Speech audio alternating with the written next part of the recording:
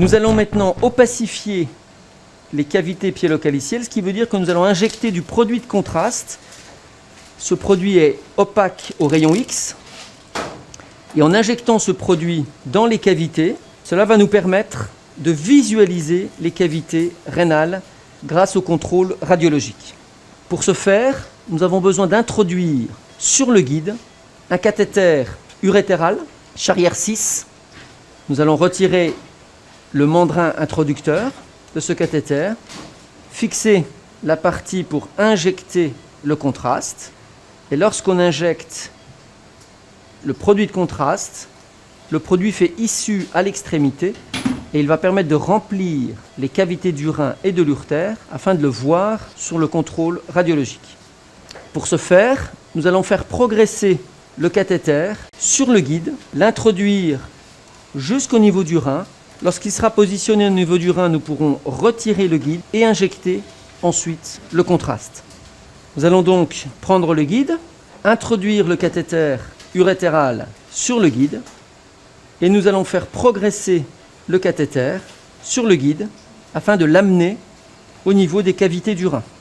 Faisons donc progresser et nous contrôlons donc la progression du cathéter sur le guide.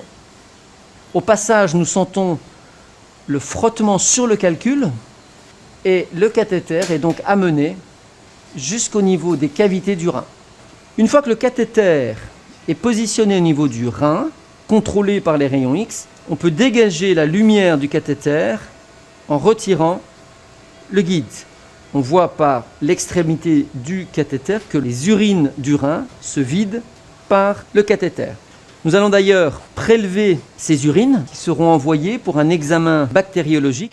Une fois le prélèvement d'urine effectué, nous allons pouvoir injecter le produit de contraste afin de visualiser encore une fois les cavités du rein. On connecte donc la seringue remplie de produit de contraste sur le cathéter et nous pouvons commencer l'injection sous contrôle radiologique afin de voir apparaître les cavités rénales.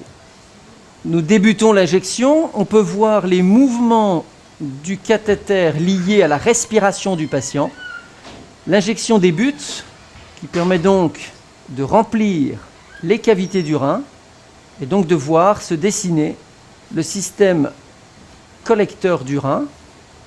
On peut voir pour cette patiente que son rein est dilaté, ce qui est logique étant donné que le calcul bloque son urtère et empêche les urines de passer.